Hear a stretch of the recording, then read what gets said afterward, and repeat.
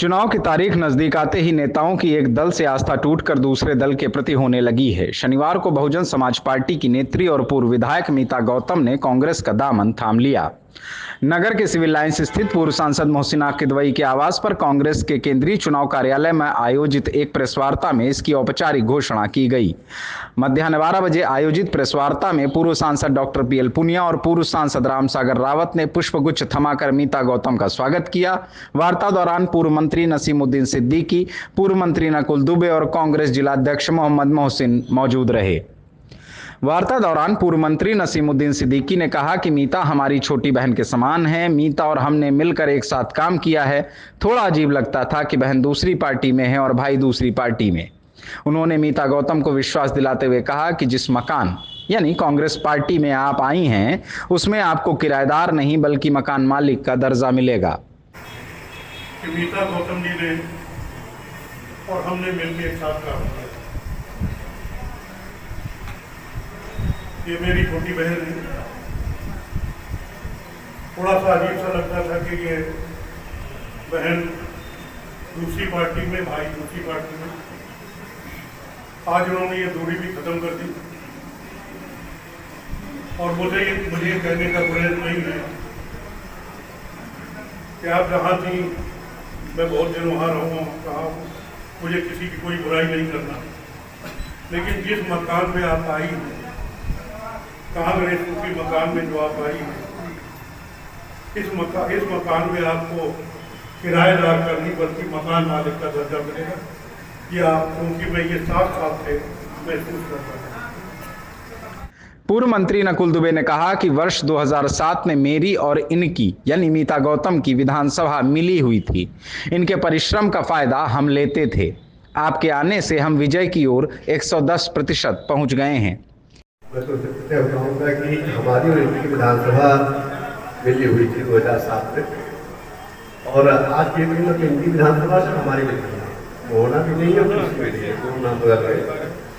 तो 2007 से हम लोगों ने देखा तो परिश्रम मीता गौतम जी करती थी, उसका फायदा हम लेते थे। कई गांव ऐसे थे जो कि इनकी विधानसभा शुरू होते थे, हमारी विधानसभा बीच में होते, फिर भी विधानसभा जाती थी। तो बहुत ही संघर्ष करने में मीता गौतम जी का कोई जवाब नहीं। और आज बहुत शुभ दिन है हम सब के लिए कि मीता गौतम जी ने कांग्रेस पार्टी की सत्ता ली है और इनके आ जाने से 95% हम लोग पहुँच गए हैं, लेकिन आज लग रहा है कि 110% पहुँच गए। इसके लिए हम आपको बहुत बहुत अभिनंदन करते हैं, बहुत बहुत धन्यवाद। पूर्व सांसद डॉक्टर पीएल पुनिया ने कहा कि मीता गौतम वर्ष 2002 में पहली बार चुनाव फतेहपुर विधानसभा से लड़ी थी। वर्ष 2007 में इन्होंने फिर असेंबली चुनाव लड़ा और जीती थी। मेरे बेटे तनुज के खिलाफ भी ये चुनाव लड़ी हैं। उन्होंने कहा कि बहुजन समाज पार्टी में यह एक कद्दावर नेता रही हैं। इन्होंने कांग्रेस की नीतियों को स्वीकार कर सदस्यता ग्रहण कर ली है। इनके आने से पार्टी को मजबूती मिलेगी। डॉक्टर पुनिया ने नेत्री मीता को विश्वास दिलाया कि कांग्रेस पार्टी से आपको मान सम्मान मिलेगा। आपको लगेगा कि आपने सही निर्णय लिया है। चुनाव लड़ा था फतेहपुर से, जो तुलसी कहना था, और 2007 में उन्होंने असेंबली का चुनाव लड़ा और मैं भी इत्तेफाक से वही चुनाव लड़ रहा था। हम दोनों आमने सामने थे और उसमें आपको जीत हासिल हुई। और बाकी आगे चलकर मेरे बेटे तनुज पुनिया के खिलाफ भी आपने चुनाव लड़ा था वो, और लगभग 5 बार विभिन्न चुनाव आपने लड़े हैं और बहुजन समाज पार्टी में एक कद्दावर नेता के रूप में आपने और आपने कांग्रेस पार्टी की नीतियों को स्वीकार करते हुए, राहुल गांधी जी के नेतृत्व को स्वीकार करते हुए कांग्रेस पार्टी की सदस्यता ग्रहण की है। आपका पूर्व सांसद रामसागर रावत ने कहा कि मीता गौतम से बाराबंकी के लोग परिचित हैं। इनका मृदु स्वभाव, विकास कार्य और छवि किसी से छिपी नहीं है। इनके आने से पूरे क्षेत्र में आगामी लोकसभा चुनाव में इंडिया गठबंधन को मदद और मजबूती मिलेगी। उन्होंने कहा कि लोग भाजपा से पीड़ित होकर परेशान हैं और इंडिया गठबंधन को समर्थन दे रहे हैं।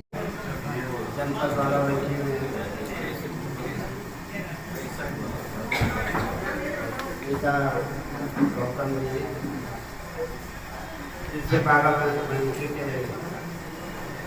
जनमानस में परिचित है, उनका स्वभाव, उनका अधिवास का कार्य और जनमानस में उनकी छवि किसी से छिपी नहीं है। और आज वो इंडिया गठबंधन और इसका प्रमुख हिस्सा कांग्रेस के साथ मिलने से पूरे चुनाव में और पूरे क्षेत्र में बहुत ही बसपा छोड़कर कांग्रेस का दामन थामने वाली पूर्व विधायक मीता गौतम ने अपनी बात डॉक्टर अंबेडकर और महापुरुषों को नमन करने से शुरू की। उन्होंने कहा कि मैंने 30 वर्ष बहुजन समाज पार्टी में काम किया, कुछ कारणवश बसपा की सदस्यता छोड़कर कांग्रेस की सदस्यता ले ली है। हम लोग जनता के प्रतिनिधि हैं, जनता जो चाहती है हम वह करते हैं। उन्होंने स्पष्ट रूप से कहा कि जिले में कांग्रेस और भाजपा की लड़ाई है, यह वक्त की मांग भी है। भाजपा पर आरोप लगाते हुए उन्होंने कहा कि भाजपा टेरर बना रही है या सिर्फ जुमलेबाजी करती है, काम के नाम पर कुछ नहीं हो रहा है। हम लोग इंतजार कर रहे थे कि बसपा सुप्रीमो मायावती गठबंधन में आएंगी। उन्होंने कहा कि मेन मुद्दा संविधान और आरक्षण को बचाने का है।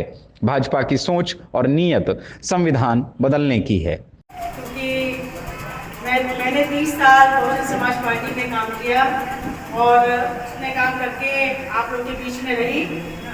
आज कुछ कारणोंवश मैं बहुजन समाज पार्टी की सदस्यता छोड़ के कांग्रेस पार्टी की सदस्यता ग्रहण कर रही हूँ और कर ली है, ग्रहण कर रही हूँ, कर चुकी हूँ। आज सुबह हमारी मीटिंग हो गई थी प्रदेश कार्यालय में। तो बस मैं आप लोगों से इतना ही कहना चाहती हूँ कि हम लोग जनता के प्रतिनिधि हैं और जनता जो चाहती है वो हम लोग करते हैं।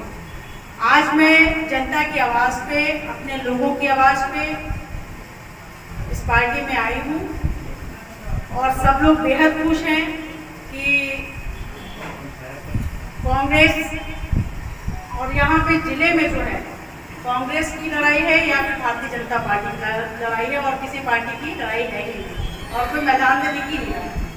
तो मुझे पूरी उम्मीद है कि मैं विश्वास भी दिलाना चाहती हूँ कि अपनी मेहनत से जो भी मेरे संगी साथी हैं, मेरे भाई हैं, उनके साथ मिलके तनुज पुनिया जी को जिताकर संसद भेजने का हम लोग काम करेंगे और कांग्रेस गठबंधन को मजबूती प्रदान करने का काम करेंगे।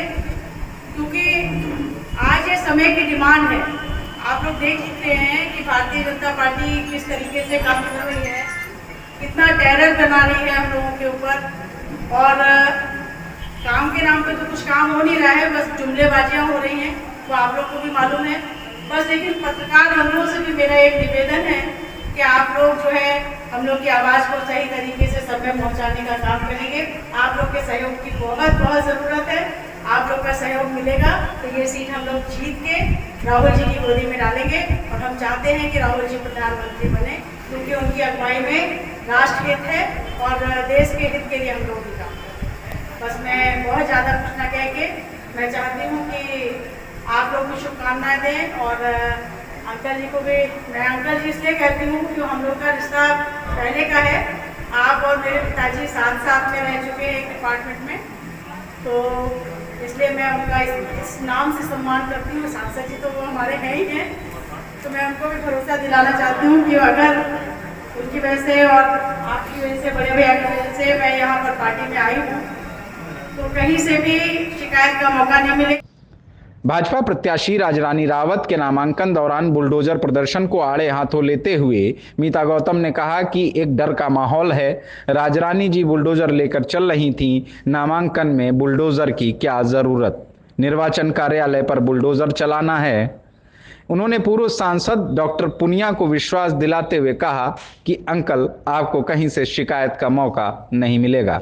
एक डर का माहौल है। अभी मैं देख रही थी जब जिस दिन नामांकन हो रहा था, माननीय राजरानी जी बुलडोजर लेकर चल रही थी, तो ये तो एक टेरर फैलाने वाली ही बात है ना। आप बुलडोजर किस पे चलाना चाह रहे हैं? अब नामांकन में बुलडोजर की क्या जरूरत है? निर्वाचन कार्यालय को बुलडोजर चलाना है, किस पे बुलडोजर चलाना है? तो ये यथार्थ समाचार, बाराबंकी, ब्यूरो रिपोर्ट।